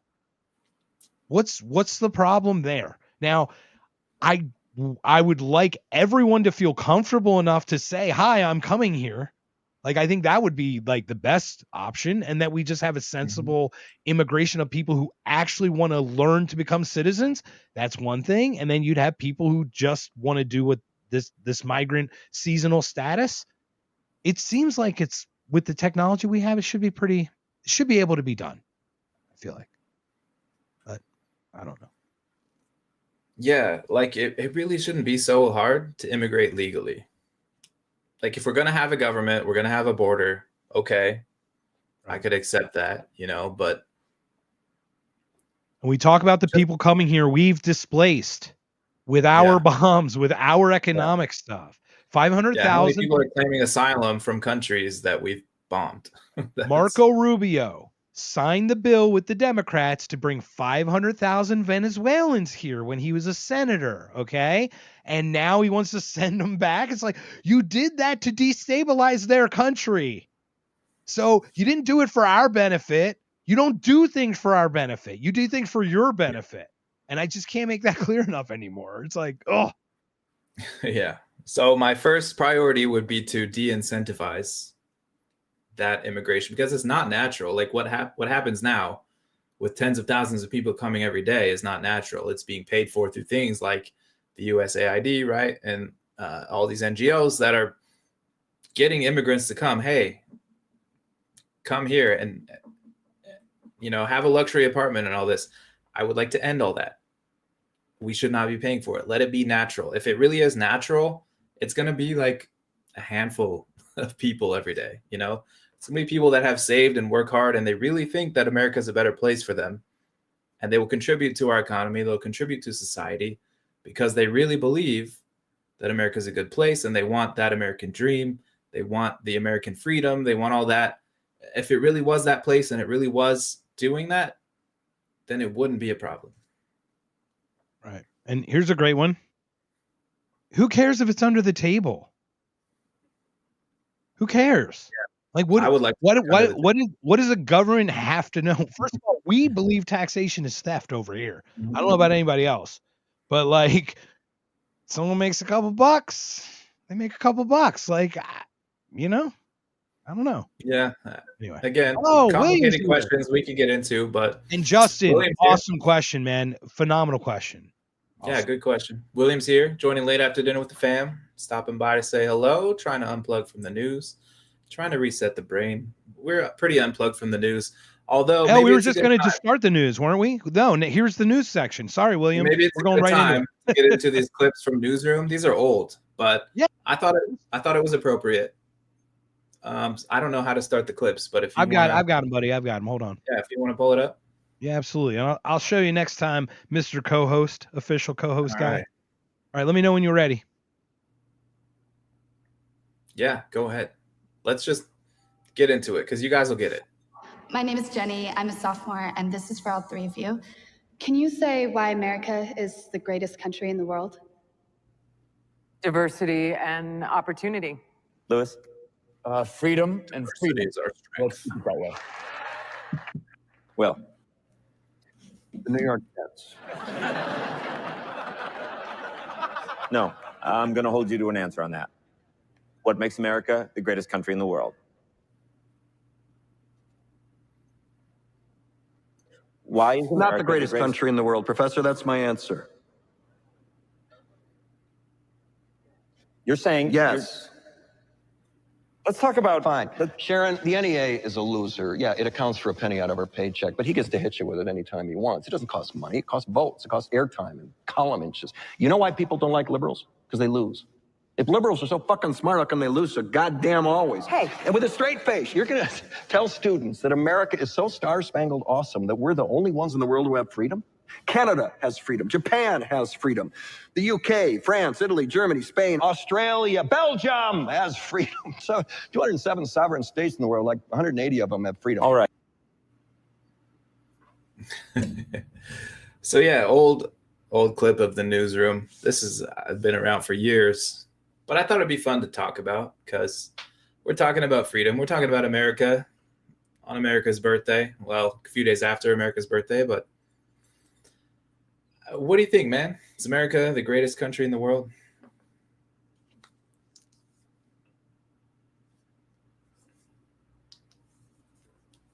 I think you're muted. I will say that I can freely mute my mic, is what I can freely tell you. But secondly, what I will say is, a few weeks ago, you and I had a very interesting conversation, and some words were said, and you and I are still sitting here talking. I am blessed that we can still do that. So I feel right now, because there's no target on our back, I feel very free. But the second we get heat, I guarantee, like, if we get to any level, and we're not at any level, but you were at a level, but I'm saying, like, we get to a level where it gets noticed by somebody, it's going to get noticed by, like, they're going to try to squash it early because it's easy to squash it when it's little. So I don't know that pressure. I haven't had that yet, but I do think right now we are able to do this. We have the means, the job, the opportunity to make enough money to do this on a Monday night. We have 52 people on X with us. We have 20 people on Rumble. Like, this is pretty amazing. So thank you all for joining us. I will let you read that from Justin, but I'd like to hear what you think too, though. What do you think about that freedom? As far as freedom, yeah, he's kind of right, like, in a way. So when we look at these clips, I'm gonna say, like, in a way, I kind of get where he's coming from, but also, like, fuck you, you know? Like, when a European starts talking about American freedom, I'm just like, hey, F you, and I'm flying the flag. I'm like, yeah, America. But if someone in the United States is like, F you, I'm like, okay, yeah, we get it. Yeah, the United States kind of sucks. So other countries do have freedom. Like, if you look at freedom indexes and all that, like even the Cato Institute, who's libertarian, they've rated countries on the freedom scale. DC libertarian. Let's not get it's like a DC. They're all left. Beltway libertarians, but still, they're not coming from a completely, like, socialist perspective where they would want people to be living on communes and everything. But there's still something there where, like, yeah, other countries have various degrees of freedom. There's different things that we have, they don't have, they have, and we don't have. So, you kind of give it a toss up. America's great in the way of it's powerful. It's very powerful. It can control the entire world, basically. So it is great in that way. Justin said when that clip came out, his statements about other countries held more water. Europe is, in general, getting really bad in regard to freedom of expression, as is Canada, definitely. You can see that with the trucker protest over COVID. You can see that with immigration. You can see people in the UK being visited and jailed for social media comments that are not deemed sufficiently woke or whatever you want to call it. Not a kissing guy, but remember the thing where he's like, if I were to tell you that 300 people got arrested for social media content and 4,000 people got arrested and it was Russia and UK, which country was which? It is a shocker to see the UK is the one that has 4,000. Because once again, the more free people are to, like, rat you out in this weird way too. Like, your freedom makes you more open and exposed to being attacked by duplicitous assholes who have nothing better to do than toe the line. You think COVID was like a moral thing? No, it was a virtue signal. Like, oh, you're not wearing your mask? Let me stand over you with a mask, yelling at you while not wearing one instead of avoiding you. Like, you're not wearing a mask, I'd stay the fuck away from you. But no, let me yell at you that you weren't wearing one because that was the right thing to do, right? It was over a mask, really? Is that what it is? Is that it was? Yeah, it was people with no other claim to, I don't know, not power, but claim to being a good person. Like, no other skills, no other thing that made you valuable. Value, that's the word I'm looking for. people with no other value other than I'm really good at following the rules. Why aren't you following the rules? That was what it is. And definitely we see that a lot in other countries. But it is happening here too. Yeah. We have a couple more I'd like to address. If you don't mind reading that one from Zach, we got William and then we got Justin again. Zach says, America is free, then why are we the only country that is taxed the heaviest, including if we live abroad? Yeah, we're going to talk about that. We're going to talk about that for sure. We're going to do a Roger Ver thing, right? We're going to talk about Roger, for example. That just made me think of him, right? Guy, from a 50,000 foot level, because I think we're going to do this with a Ross Ulbricht, like a free people session, right? But basically, from a 50,000 foot level, Roger Ver denounced his American citizenship, and America is trying to get him for taxes while he wasn't an American citizen on Bitcoin or something. So, like, yeah, like even freedom isn't free. Go ahead and read Williams. You want to read William? I got to take a quick break. Yeah, absolutely. I don't feel free. Feds showed up at my door for agorism, crypto, umbrella promise, and X postings. Are you serious? Did that really happen, William? So the only one I'm familiar with is Jeremy Kaufman in New Hampshire, where the Fed showed up at his door, and they I'm going to keep that up there. But where Jeremy Kaufman, basically the Fed showed up his door and they're like, hey, you need to not post stuff or whatever. And he's like, who are you? And he's like, let me see your badge. And they wouldn't show their badge because they were too big of pussies to show their name. I thought that was pretty brave by Jeremy. I don't know how brave I would be. William, we need to have that talk, man. We need to have you on and talk about that story. We definitely want to know. So I'm going to read this one from Justin. I saw a clip of a guy moving to Russia from Europe to start a family. He gave that statistic and it blew me away. Yeah, very interesting. This is about the social media posts, I'm assuming. And once again, welcome back, Jason. Justin's is talking about, I think, the social media post about that. And once again, when Justin, you were talking about Europe and how it's changed, you're much more global than we are. You're more worldly traveled. So if you have any experiences, feel free to share through the post, through the comments. Just my experience traveling around Europe and Asia, it doesn't seem that much different. Like, definitely, like I went to Taiwan a couple years ago, like, right, it was 2023. So, America like had been out of the COVID stuff forever, but in Taiwan, they were still wearing masks. And like the week before I was there, they finally said, you're not required to wear a mask, but still like 90% of people wore masks on public transportation, restaurants and everything. Excuse me. So it's a little bit different in that way, but other than that, it's really hard to tell. Like other countries seem about the same. Yeah.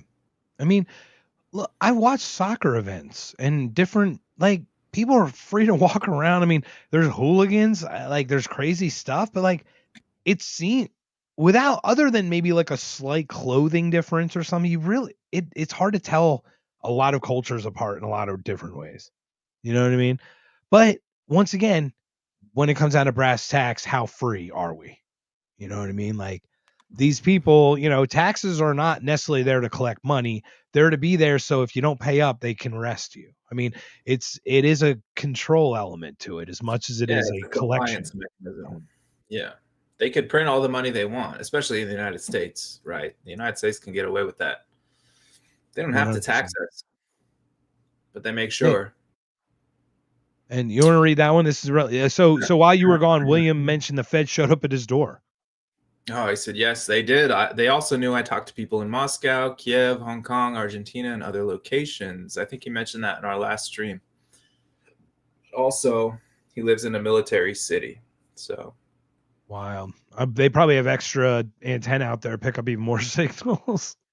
Yeah, I'm sure they watch around the military a lot more, but still. But they let China buy land around it. Real interesting. Yeah, man. And all right. Speaking of military bases, shame on Iran for putting its country in the middle of all our military bases. That's those sons of guns, man. Sons of guns. So once again, we've got over 50 people on X. We've got 20 on Rumble, 50 on X. Thank you so much for everybody joining us on a Monday night. We couldn't do this without you because you guys asked the best questions. We just blather on. So feel free to continue or whatever we got coming up here, my friend. Yeah, so where we leave off with the America, the greatest country in the world, I think we got the first part of it. The second clip. No, it's not. Maybe we go to part 2 here. Yeah, let me pull that up for you. All right, you ready, sir? Go ahead. And yeah, you, sorority girl, just in case you accidentally wander into a voting booth one day, there's some things you should know. And one of them is there is absolutely no evidence to support the statement that we're the greatest country in the world. We're 7th in literacy, 27th in math, 22nd in science, 49th in life expectancy, 178th in infant mortality, 3rd in median household income, number 4 in labor force, and number 4 in exports. We lead the world in only 3 categories: number of incarcerated citizens per capita, number of adults who believe angels are real, and defense spending, where we spend more than the next 26 countries combined, 25 of whom are allies. Now, none of this is the fault of a 20-year-old college student, but you nonetheless are, without a doubt, a member of the worst generation ever. So when you ask what makes us the greatest country in the world, I don't know what the fuck you're talking about. Yeah, that's kind of funny. Like, I saw this clip several years ago when it was newer, and it made me mad. But now I'm kind of like, I get it a little bit. It's still not right. It's not 100% right. He's wrong. Not 100%. There's truth without fact here. Yeah. Right? Like, it's kind of like a truth. So go ahead, please share your thoughts on that, because I know exactly what, I kind of got an idea what he said at the end is what America does lead on. The 2 of the 3 things I'm with him on. The prison population. America has the highest per capita prison population in the world. So if you're going to incarcerate your citizens at that rate, how can you call yourself a free country? And if you're a Democrat, you believed in Kamala Harris, you thought that people were being wrongly incarcerated, whatever, the whole justice thing where you had to, defund the police and all that bullshit, she withheld evidence that exonerated people.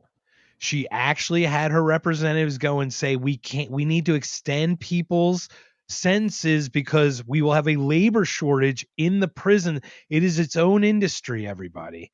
Don't kid yourself. It's just as much slave labor as any other kind of industry, if not more.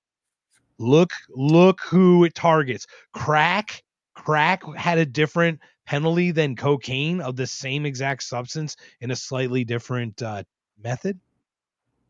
Yeah. I just had a thought. Like, okay, let's say America is a free country.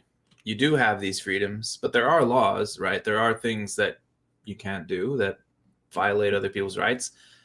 Hypothetically, if it were a freer country, people would be more free to take those opportunities to commit crimes. So would it make sense that we do have a higher prison population in that case? Does that make sense? Do you know what I'm saying? Yeah, it does. But what I then look at, we would look slightly, obviously the urban areas are disproportionately people of color or something, but the prison population is a disproportionate number too, isn't it? In a very odd way. So like, I think that requires its own kind of deep dive. I don't think like we can just look at it like that, but yeah, to your point is like the freedom to commit crimes would make it more that we commit crimes. But like, look at all the laws that we have in place that are just ridiculous. You know what I mean? So like the freedom wouldn't have that many laws either to violate. A lot of people in prison for nonviolent crimes. So, William says, good night, gentlemen. Smash the likes, everybody. Please give us a like, give us a follow on Rumble. Come over to Rumble. Justin said, Jason, you got to the point I was typing before I could type it about the more freedom potentially equals more crime. Yeah, it's a thought. I mean, it's a real possibility. Really good point. Yeah.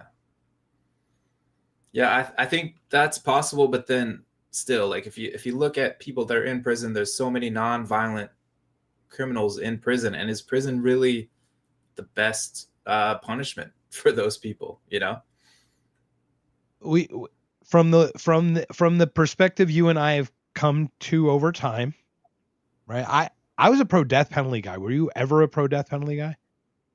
Oh yeah. Mm-hmm. Yeah. Okay. Are you now? Would you say you are now? I would say no, like 99% no. Yeah. Well, There's I would probably kill a something- motherfucker who killed somebody. Like live, Yeah. like we talked about. Like if we saw some child being whatever, like I'd probably kill that person. So yeah, there is kind of a death penalty type to me. situation where he killed that motherfucker that raped his daughter. Right. Well, I'd accept that. I support that.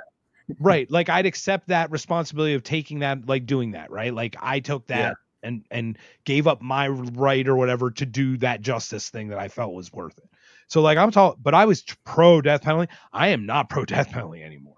And just the numbers you hear, like up to like 4% or not even not guilty, like completely innocent of anything. And then you're like, it's one person's life. It's just, I know quality of life in prison isn't great, but it's still a life that I just can't commit to taking anymore. Like and I don't trust the state to handle it. So, but there's probably some situations I would totally turn a blind eye to. I don't like, if you have proof, if you're 100% sure, if somebody did something super heinous, there's no coming back from it. Yeah, go ahead.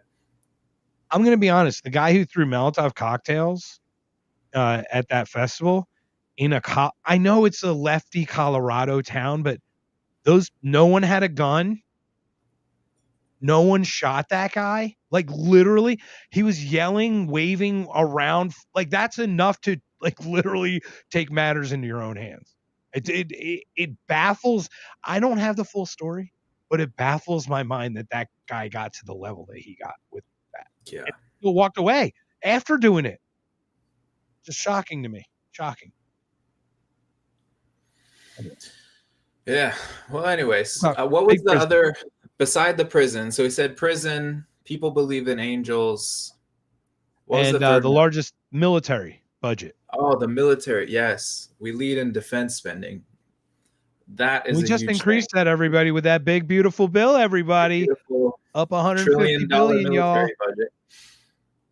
Hey, it was the money that Doge found that they didn't codify into the bill to loot. Whatever. Yeah. It's girl math. We did girl math on that. Chick math.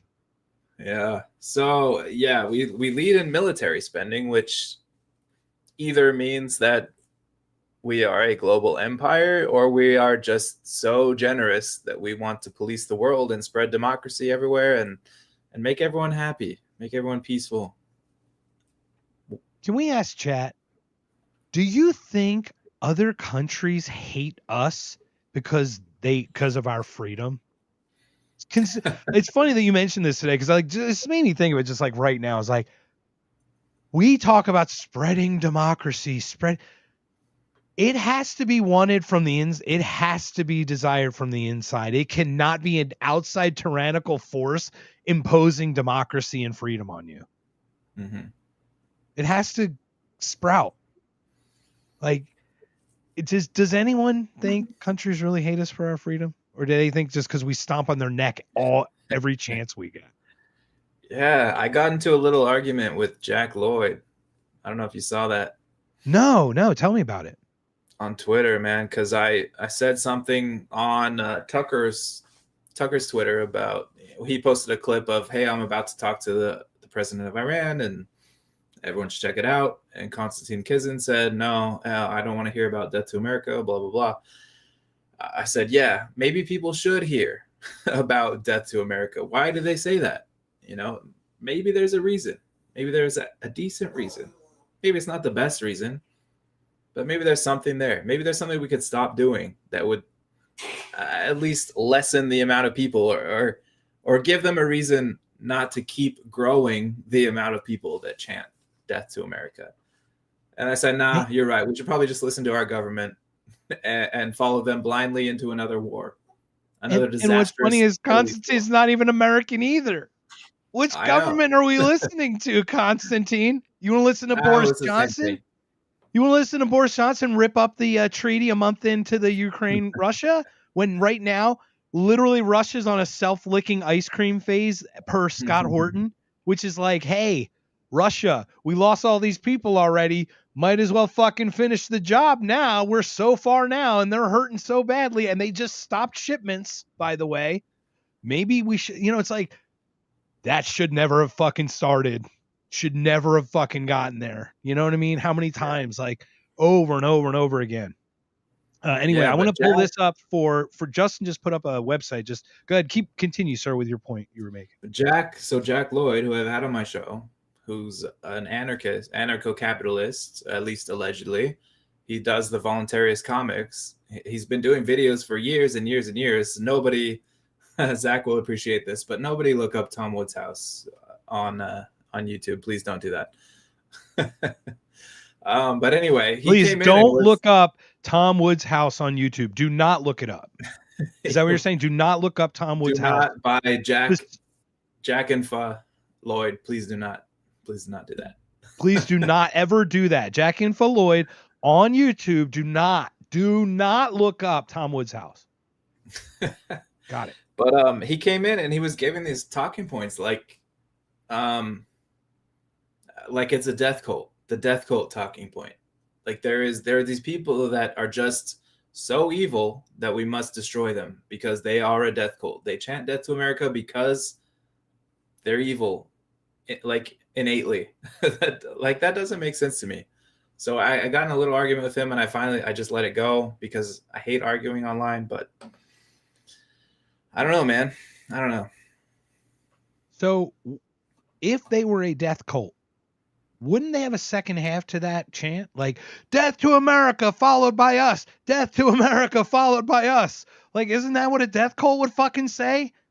Yeah. Like, that's like, isn't that what the alien people did? Like, didn't they we'll die after, we'll die in that hill. Hello. They don't do that. Like, no. Just like Tim Dillon said, it's a slogan, everybody. It's not policy. I'm pretty sure it's a slogan, and I understand why it would be concerning, right? If you're an American, I understand why it's a slogan too. Why would you want death to America? No, we don't want that, of course, and we're not defending it. But it's like, why? For what reason? Is it really because of their ideology? Is it really because they just believe Christians are evil? America's a Christian nation, which it's not. I don't think it is. Maybe it started that way, but it's not now. Right. What I find interesting, this is a great point Justin makes. Do you mind reading that? And I've got a quick point about it. Yeah. Justin says, what about harsher punishments like we see in some Middle Eastern countries, leading to essentially no crime? Perhaps capital punishment, if enacted immediately, would discourage more crime. Yeah. That's a great question. I don't know the answer. I want to delve in, but I thought that was a great point because it's hard to argue off the top of my head right now to even talk about that without getting way off track. But I did want to point it out. Has the best questions. He's got the greatest questions, the best questions you've ever seen. Everybody say. Everybody says. And the bigger point is, you don't get Western ideology with Eastern crime and punishment. They would not mix either. So I don't think you'd get speech and gun run, and I just feel like you wouldn't get that equality either. But that's just a 50,000 foot anyway. But it is phenomenal question. Once again, we're just happy to. Yeah, you have to get really deep into like the theory of justice and what that means and what law is and how do you define that, because you can try to define law so specifically, as super specifically as you want, and people will still be able to interpret it in other ways, and then they'll be able to say, well, he committed this crime and I saw him and blah, blah, blah. And can you prove it or not? I don't know. Like, who's responsible for that? So it gets very complicated. Right. Do you mind reading that one real quick? And we'll definitely. Death to America is what we're talking about. It's only a slogan and not policy because they don't have the capability. Yeah, it's very hard to defeat the world empire, who owns the world reserve currency and can print as much money as they want and pay for as many weapons as they want. And mow the lawn every few years. All right. And who goes in and cuts the grass down in the Middle East every couple of days. And I'm only laughing because, Justin, you listened to me sit there for 3 hours, man. And there's a 2-minute clip that I played where a person who is literally on the side calling it a death cult is happy to say they wouldn't use it right away and they will use it maybe to negotiate. And it was like the softest argument you could make. And maybe your argument's harder than that, but I got that from a straight up Z. You were there, you saw it. I haven't asked Jason to watch it yet because I don't want him to suffer. But dude, I totally would love you to read it. Like, I want you to watch it more for notes because I want to know if I screwed up or if there was any kind of like validity to it. But dude, it's excruciating. It's 3 hours. I didn't listen to it again. Heavy sigh. Yeah, heavy sigh. Don't do it. Don't do it to yourself. I will watch it. I will. Oh, Scientific's in the house. Hey, what's up? That's Scientific Libertarian. I know, Jack. So Jack asked me, why don't the Japanese say death to America when we basically control their policy? We created their constitution. We own their government. I was like, well, maybe because we're not bombing them right now continuously. Maybe because we're not slaughtering their neighbors. Maybe because we don't support a neighbor of theirs that is slaughtering their neighbors on a day-to-day basis. Maybe because we don't control their oil supply. It's just we rebuilt their country. We rebuilt Japan and Germany. We physically rebuilt them. We gave them the most modern equipment that they just happened to take care of while we let our stuff go, right? Like, let's be honest. Our manufacturing went to crap after we did that. And those two countries became real competitive on a manufacturing base. So now we're pretty friendly. And so his argument was like, well, that's because our government went in and forced them to comply, right? That was his argument. And I'm just like, you call yourself an anarcho-capitalist and you're advocating for government force. What is wrong with you? It was way more bridge and road initiative after the war because we learned from World War I when we stepped on Germany's throats what happened. That was the whole point, right? It's like, okay, let's not shit on them. Let's not shit on them right away. Let's actually not be total assholes to them. And maybe they won't rise up a third time, actually. At this point. You know what I mean?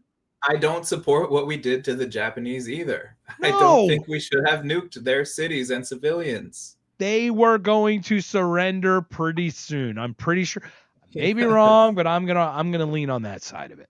So this is a terrible argument, in my opinion, but that's what I've been involved with. I don't get it. I'm concerned Jack is compromised. Can you share what episode is that of yours? Do you know the number by any chance off the top of your head? Shoot, I cannot remember. Okay, I haven't checked it out yet, but maybe we'll put it in the notes too. So I've not seen that one yet. I'd love to watch. Yeah, Jack Lloyd, Drop the Mask. I had him on. He does a cool comic series. But so what you're saying is we haven't bombed Iran, Middle East enough. That's great. Fucking Kathy Newman us. He just Kathy Newman us. You got us. Yeah, we should have just nuked them to begin with. I surrender. Go ahead. I'm sorry. I just couldn't. I couldn't resist. Maybe let's move on to the last. I had one more clip from the newsroom. Yeah, absolutely. Let me pull that up. I can't wait to give you these duties later, man. Because I keep screwing up because I'm so not competent. Yeah. All right, you ready, sir? Yes, sir. Sure used to be. We stood up for what was right. We fought for moral reasons. We passed laws, struck down laws for moral reasons. We waged wars on poverty, not poor people. We sacrificed. We cared about our neighbors, our money where our mouths were, and we never beat our chest. We built great big things, made ungodly technological advances, explored the universe, cured diseases, and we cultivated the world's greatest artists and the world's greatest economy. We reached for the stars, acted like men. We aspired to intelligence. We didn't belittle it. It didn't make us feel inferior. We didn't identify ourselves by who we voted for in the last election, and we didn't scare so easy. We were able to be all these things and do all these things because we were informed. by great men who were revered.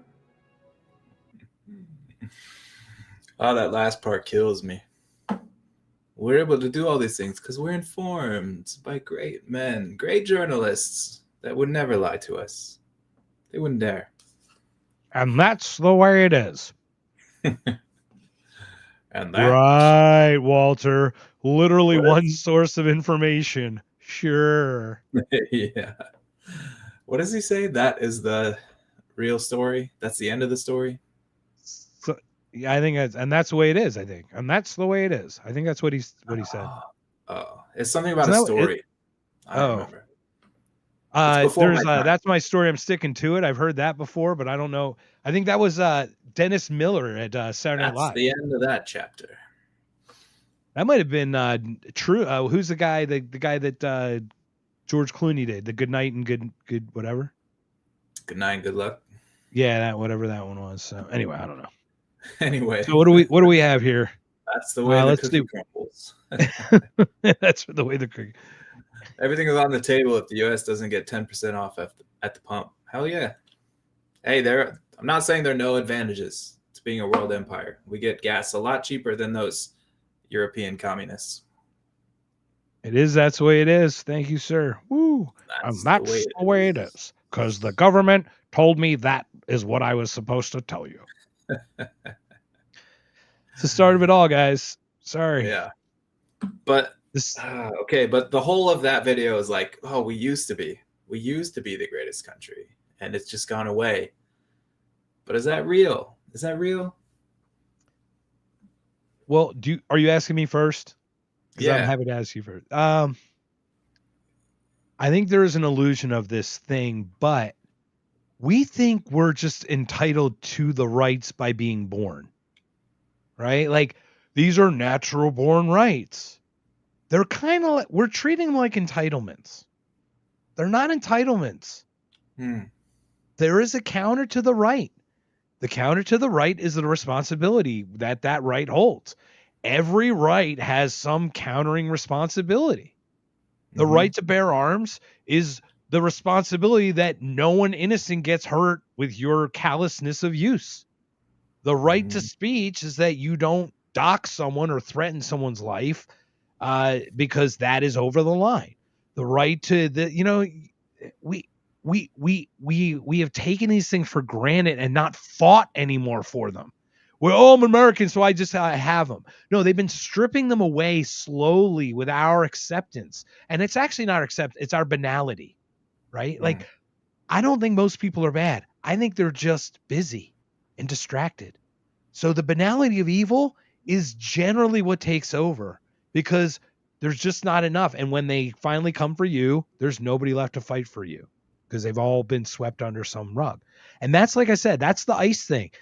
Do you think I want sensible immigration and I don't want bad guys coming over illegal? I don't want that. What I don't want also is a federal force that can knock down my door incorrectly because they think I might be hiding someone or something when they have no right to be in my house in the first place. That's just my thought on it. So what are your thoughts on it? What government can do at the same time is they can pay for all these people to come in illegally. They can pay for all of that. And they can pay for an agency to fight it. And they can use that agency to also come after you. People who are legal, per se, they can come after you with anything they want. Like once they have that ability to go after millions of illegal people that live here, then what are they going to do when those people are gone? Are they going to say, oh, hey, we can cut that budget now. We don't need you anymore. No. They're going to use it to come after Mr. Nazi grandfather over there. The homegrown. Right? Yeah. Yeah, the one I keep being called a Nazi grandfather when an apologist or something. It's funny. To your point that's the point. What happened to the alcohol thing after Prohibition? The ATF got formed and went after reefer madness, and they made marijuana illegal because all those federal agents that couldn't go after alcohol anymore needed a job. And to your point, when the people that are illegal are gone, who's left to go after? Like, there's only one other group. And Justin says it's a big jump, and yes, it is. It was kind of a joke, but it is. Also, but I've seen the Fourth Amendment be broken already because they've knocked down at someone's house, and just that violation alone is enough for me. Look at Waco. Waco's a great example. They had this budget. They said, "Oh, we need all these weapons." They got all these weapons, and they're like, "We have no reason to use them." Well, let's invent one. Let's go after these guys in Waco, Texas, who have decided that they want to be independent. They want to be free. And well, the American government cannot have that. So the ATF went in, they made up some charges. They could have, there's some allegations of abuse and everything that the Davidians were doing. That's possible. I could believe that with some evidence, but they had so many opportunities to go after the main guy outside of the compound that they were living in, rather than go in and blow it up and burn women and children who are the supposed victims of these allegations. They went and burned them alive. They shot thousands of bullets through the home. And like Han, they shot first.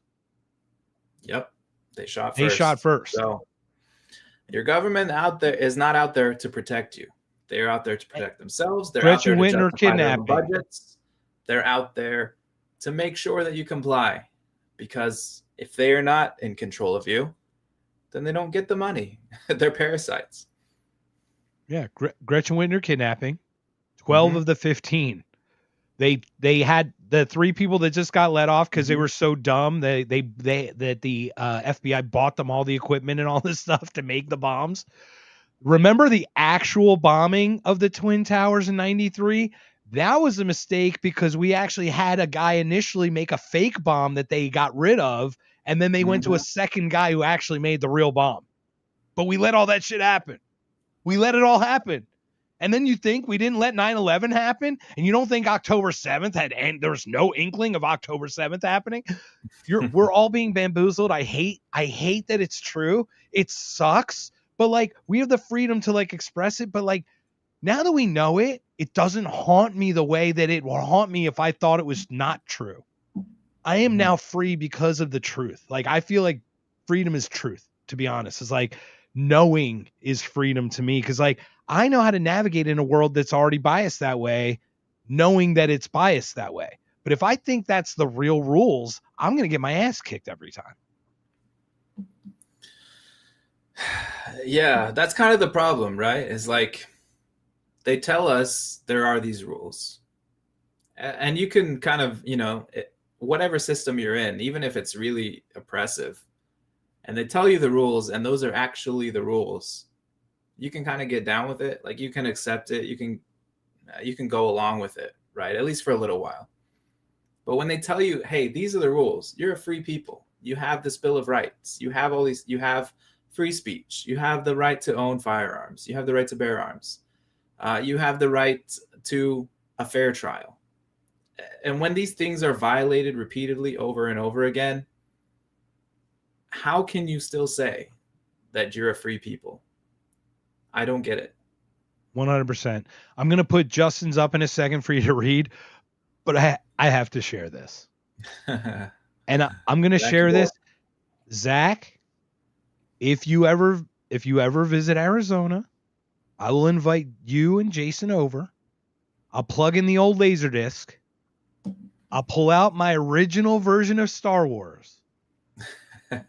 And Han does shoot. Not only does Han shoot first, he's the only one who shoots everybody. He's the only one who shoots. I don't think even Greedo gets a shot off because he already did. So just I will leave my house for that. I will do it. I awesome. Love it. All right. So go ahead and read this one. We got a couple more before we have our Irish exit. It's less than 10 minutes away, everybody. Justin said there's no doubt that the government is corrupt, and there's no doubt that it will only get worse. That's the nature of government. Amen. You're finally getting it. Not finally. I'm right. joking. No, and look, and that's the point is Justin's questions challenge in the best ways. They have there's a correct mode to it. The answer though just isn't the jump that we're not willing to jump to that answer.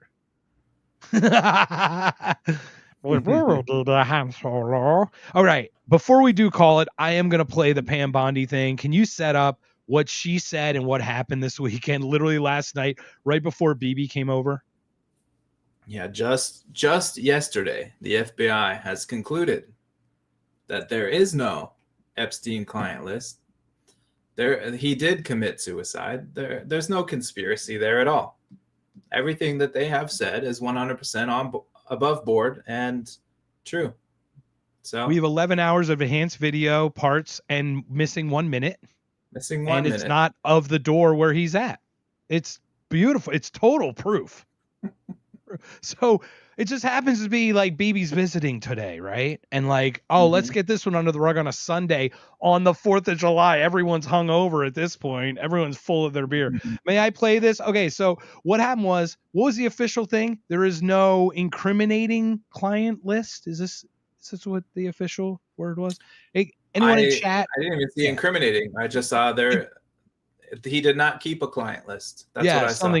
But they said incriminating. It's like, because incriminating is like a very trick word that they can throw in there, because it's like, yeah, okay, whatever, but it's still a list that he had, and he didn't have a list, or what are you saying? Anyway, I will share this. This is the only thing we're going to share before we call it, but I had to play it, man. I just couldn't resist. All right. The DOJ may be releasing the list of Jeffrey Epstein's clients. Will that really happen? It's sitting on my desk right now to review. That's been a directive by President Trump. I'm reviewing that. I'm reviewing JFK files, MLK files. That's all in the process of being reviewed because that was done at the directive of the president from all of these agencies. So have you seen anything that you said, oh my gosh? Not yet. Okay. Well, we'll check back with you. She didn't look at it yet. She didn't look at it yet. That's the problem. That's it. We have all these videos and files and pictures and everything we took out. And it's funny, the emails disappeared. Oh, that other file disappeared. Oh, the list that they had. Did you? Okay, so that list is on my desk, Mark. It's on my desk. Today. Candace Owens on 7/7 today before we call it. It is awesome to watch. Once again, I'm not telling you to believe her, but she basically claims that Jeffrey Epstein had the police. Remember when he was in jail? Oh, look, you're fucking around with it now. Now stop looking at my eyes, bro. I look like totally messed up. When he was in jail, he hired police to sign in people in his guest list, like to check people in his other job. He had a $128,000 bill or something like that. Anyway, all right. So we have a few more minutes before we have our Irish goodbye. Is it Irish exit? Irish exit, right? Irish goodbye. That's it. Irish goodbye. That's it. So how is this going to happen again when we have this Irish goodbye? What happened to the thousands of videos she had to go through? Why is Ghislaine Maxwell still in jail for sex trafficking to no one? That's the answer. No one. She did nothing wrong, everybody. And Epstein killed himself for no reason. That's the crazy thing is, he killed himself and there wasn't even a list. He would have gotten off. What an idiot. What a bad strategy. He had really poor strategy. He had really shitty lawyers. He's the worst fucking lawyers. I got the worst. Oh my God, Arrested Development. Arrested Development. Yeah. Oh my, I've got the worst fucking lawyers. Attorneys, right? I've got the worst fucking attorneys. Oh my God. All right, everybody. Well, thank you so much for joining us. This Irish goodbye. Do we need to explain it again before we have it? No, all we do is just go. That's it. We just go. I wonder how that would even work out if we were just happen to go. I can't even imagine. Oh, okay. First of all, Mad Ups. Zach gave us a $5 rant. Thank you. I did not see that till just now. Thank you, sir. This is for my interface sitting at the post. Oh, dude, whatever. You're welcome, man. I love you, man. Just keep doing the latter of what we talked about. Don't do anything about the former stuff. All right. So we have that. So basically, everyone, we've had 70 people on. We got 20 on Rumble. Thank you again, everybody, for calling it. We got freedom. We got independence. Next week, are we doing it? If the Scott Adams thing? You want to do it? That thing by Scott Adams. Let's do it. Yeah. Okay. So allegedly, there's this thing where Scott Adams is on with Jordan Peterson. So if he does drop it this week, we'll do kind of like the Sam Harris thing, but with a little more grace. We love Scott. We love Scott. We do. No, we do love Scott. And it's funny because I watched him today. And I'm like, there were some things I disagree with him on, but I think we could have a really good conversation about how we perceive it, not like in an argumentative way, but in a very constructive way. That's what I find interesting. Yeah, his perspective is so interesting. That's what I like. Yeah. That's what I do as well. So I guess on that one, Scott is great. Everyone else, thank you so much for everyone for joining us here. We're going to have this egg. I've got my iron and my 6-string. Gonna ride into the night. And if the law doesn't catch me, well, I'm sure the desperation will